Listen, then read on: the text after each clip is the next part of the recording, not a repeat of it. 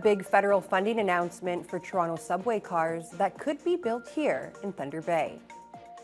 Good evening and thank you for joining us. After nearly 2 years of lobbying, the federal government is finally providing its one-third share of a $2.2 billion contract for new subway trains for the TTC. Local officials here with Unifor, which represents hundreds of Alstom workers in Thunder Bay, says this contract is vital for the plant to survive. And although there's no guarantee, politicians from all three levels of government said they want this contract to go to Thunder Bay. Toronto, we are ordering 55 subway cars. Yippee! Yes, I am so excited. It's great news. It's actually great news to hear that the federal funding has finally come through. Local Unifor 1075 President Justin Roberts says this was the missing piece for the contract to move ahead. The province announced its $758 million share last year, and Deputy Prime Minister Chrystia Freeland announced the matching amount at a TTC facility this afternoon. The money will be used to purchase 55 subway trains for a new line across the GTA. Roberts says he's encouraged to hear the politicians mention Thunder Bay in their speeches. Well, it was great to hear that all three levels of government seem very supportive of Thunder Bay and Thunder Bay building those cars. But still very early in the process, but we're all very hopeful to hear this good news. And the next step in the process would be the RFP bid process would start, and Alstom, being a contender, would place their bid, and hopefully they end up being the selected one. And how important would it be for Alstom and I guess Thunder Bay to receive the contract? Oh, it's very important for us to get this contract. This contract is the livelihood for a lot of workers right now, so we desperately need this to make sure that we have a future. It's unclear how long it will take for that big contract to be awarded. Not everyone is celebrating the selection of the Ignis area site for proposed nuclear waste repository. Opponents of the project are voicing their disappointment and concern. Justin Hardy has more.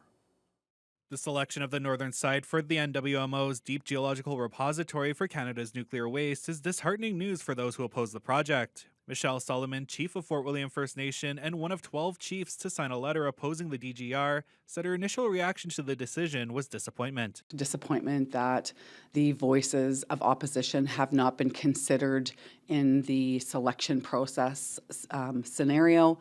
I think that, they really need to go back and give the people who have opposition an opportunity to be heard and their views considered in the selection process. NWMO estimates that construction could begin as soon as 2033, with operations to begin by 2045. The DGR would see spent nuclear fuel being transported through the region. That transportation is one of many concerns for opponents of the project, according to Wendy O'Connor, a volunteer with We the Nuclear Free North. My biggest concerns around it, there are many, but there's the experimental nature of the DGR itself. This has never been done before anywhere in the world, and stored nuclear waste in it. It's impossible to do real-world testing on something like that, so I don't believe that technology will ever be mature enough to proceed with. There's also the transportation question of the long-distance transport of so much. 35,000 loads of highly radioactive nuclear fuel waste on our roads. No household policy or property policy, insurance policy covers you. If there is a nuclear contamination due to a nuclear accident. And the other major point I want to make is simply that with this starting, we will be getting the reputation of being Canada's nuclear dumping ground for all of Canada's high-level waste. And who knows in the future what other waste will be coming in our direction. The fight's not quite over, as the project will first need to go through a roughly 10-year-long federal regulatory approval process, which will also allow for many in the region to raise their concerns and have their questions answered. Justin Hardy, TBT News. An alarming number of people are still living outdoors, according to Elevate NWO. Executive Director Holly Gauvin says far too many homeless people will be out in the cold this winter. Gauvin estimates that just over 100 people are still living in tents in local encampments, and she's sad to report that at least 3 people have died in the encampments over the past week. Gauvin says many are turning to emergency shelters where they can, but many of those are at max capacity. The extra 40 beds announced last week will help, But Gauvin says it's getting harder to find shelter every day, and there aren't many good options for those trying to stay warm on their own. At this time of year, people will take to family and friends, but then that puts them at risk as well, because a lot of times they're not allowed to have guests or visitors for longer than a week or two. So it becomes increasingly difficult. And then they'll take to buildings and sleep in stairwells and that, and then that poses a health and safety risk if there was ever an emergency evacuation. So it's a pretty dire situation. Gauvin says they've turned their focus to preparing people to shelter in place by looking for winter gear for those left outdoors. Meanwhile, there was a tent fire this morning near McVicker Creek. It appears that several propane tanks may have caught fire and exploded. City fire officials say no one was hurt. There's no word yet on the cause. A big sigh of relief for Ganoogaming First Nation as the community celebrated the opening of a temporary bridge connecting Ganoogaming to Long Lac. Passenger vehicles and school buses can now pass over the river rather than taking an hour-long detour. The former privately owned bridge was about 70 years old. It provided the only direct access route for the community, but it was deemed unsafe for vehicles earlier this month. The old bridge was recently removed and replaced with this new modular bridge. The project was carried out by Ganoogaming because the community says there was little confidence that its treaty partners, Ontario and Canada, would take decisive action to restore access. The new bridge is temporary. The community will remain under a state of emergency until a permanent bridge is restored.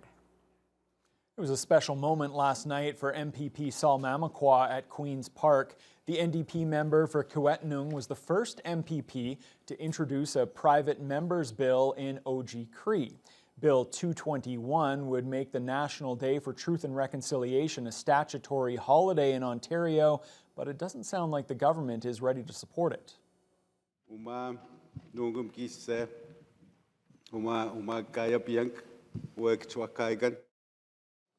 Mamakwa spoke about the importance of making September 30th an official holiday in Ontario to honor residential school survivors.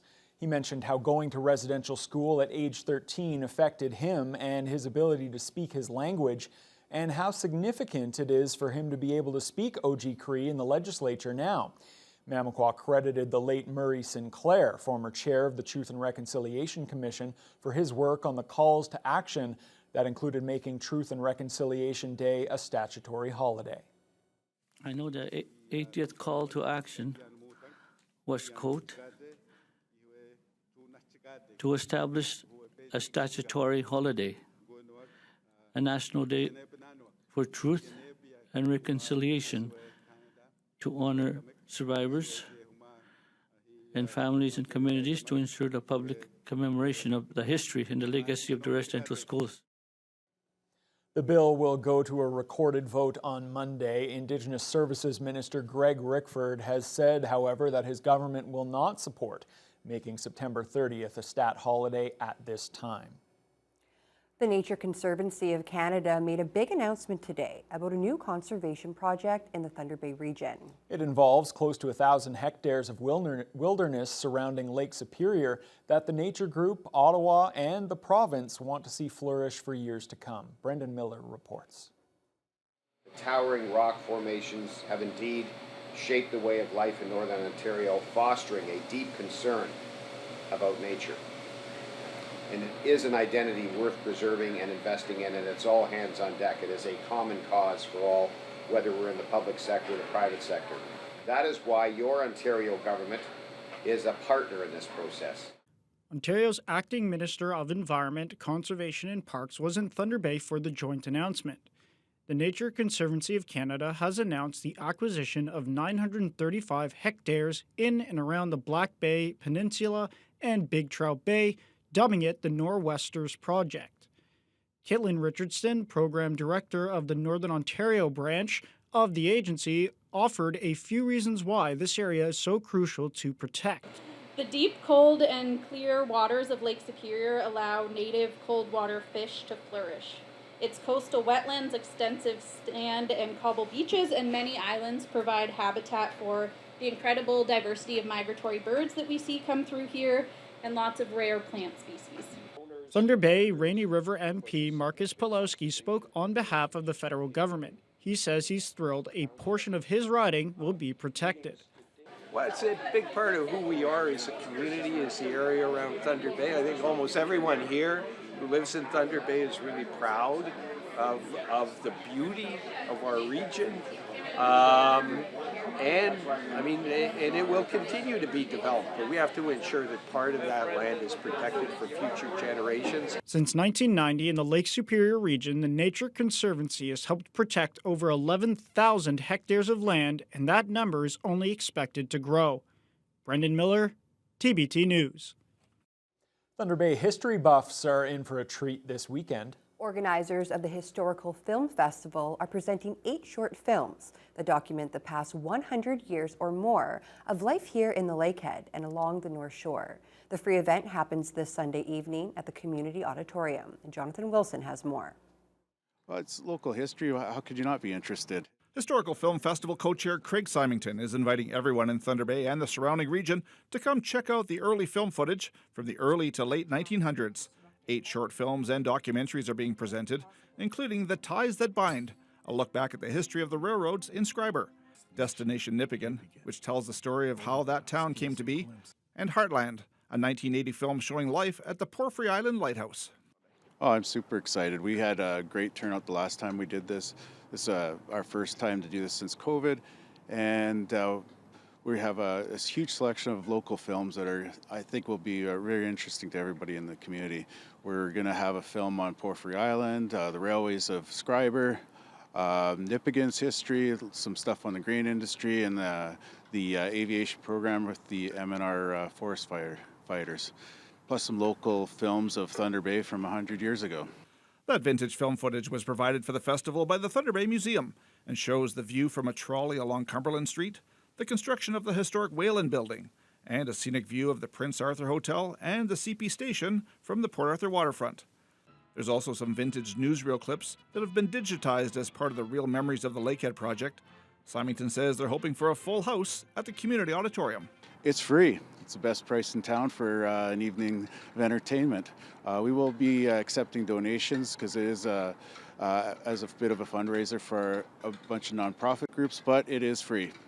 There are no tickets. It's open seating. Just come when you like. The Historical Film Festival begins at 7 o'clock Sunday evening with around 2.5 hours of films being presented. Jonathan Wilson, TBT News. For the 15th straight month, the Regional Health Sciences Foundation has made someone a millionaire through the Thunder Bay 50/50 draw. Today, Thunder Bay's Robert Duncan took the life-changing call from CEO Glenn Craig. I'm hoping it's from the hospital lottery.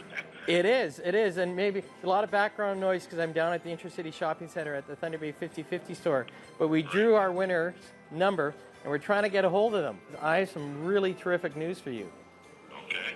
You won our November 50/50 draw. Oh. What's that, one over $1 million, right? It's over $1 million. It's just shy of 1.5 million, but it's actually $1,464,202. Wow. Well, that's going to make Christmas a lot better. There'll be no holiday credit card debt this year for Duncan and his family. He says they've also booked a trip to Hawaii, and the concern about the price of that vacation is now a thing of the past. Nearly $50 million in prize money has now been awarded since the lottery began at the height of the pandemic. Tickets for December's draw, with its guaranteed $2.5 million prize, are now on sale. Well, congratulations to him Absolutely. and his family. Unfortunately, Riley, for you and I, that means we've been left out in the cold Yep. for yet another month. It's okay. And Fiona, as we turn to weather, it is literally cold out there, cold and windy. It's cold. The big thing is really the wind, Yeah. because temperature-wise, we're not that far off from where we should be at this time of year, only a couple degrees cooler than that. But the wind chill is making it feel a lot colder, and the systems moving through northwestern Ontario aren't necessarily helping. Today, we had the system continue to rotate through. So far, just a few pockets of snow to the west, but the brunt of it has been in the Sault Ste. Marie area along the eastern shores of Lake Superior. Here in the city of Thunder Bay, we had a low of -7, which is actually kind of mild for this time of year. Daytime high of -4, only 2 degrees off from our target. But with winds starting out about 19, 20 kilometers per hour, but gusting up to 30 this afternoon, we were gusting up to 55 kilometers per hour. So no surprise, wind chills were hovering around -11, so it felt quite chilly under mostly cloudy skies. Now, across the region, this looks kind of scary, but again, it's very light snow. It's not a well-organized system as it reaches us today. So in Red Lake, they've had periods of snow and drifting snow because of the gusty northwest winds, but this is where it was a little bit heaviest. Fort Frances is having a little bit of light snow, but that's been off and on. Greenstone has had light snow throughout the day, but Sault Ste. Marie, snow and blowing snow throughout the day. Now the temperature-wise, you'll notice they range from about -12 in Kenora, -11 in Red Lake, and Dryden, -10 in Fort Frances. They pretty much stayed around those temperatures all day today. They've been fluctuating maybe a degree, maybe 2, but for the most part, only a degree difference between the low for the day and the high. So these are very representative of the temperatures they've been dealing with, but the wind chill, it's been feeling like -19, -18 to the west, -12 in Greenstone, and even in Sault Ste. Marie, where they're currently sitting on the freezing mark, wind chill feels like -7. Now here in the city of Thunder Bay tonight, we will drop down to a low of 9, so only a few degrees, but the wind chills will feel closer to -18. That's pretty close to what we were experiencing last night under mainly cloudy skies and about a 40% chance of flurries. But the winds, again, will continue to be quite blustery. We're looking at about 30 to 50 kilometers per hour. And, you know, that's going to keep things very chilly and very gusty for at least tomorrow, possibly into the weekend. I'm cold enough sitting here right now. Yeah. I don't really want to go outside into that wind chill, but I suppose I'm going to have to at some point. All right, after the break, it seems like Canadians will be getting that GST holiday that's been promised by the Trudeau government, but is it actually a good thing? Some fear the short-term gain comes with some long-term pain. We'll have details after the break. That's going to make a real difference on groceries, on restaurants, on toys, on kids' clothes.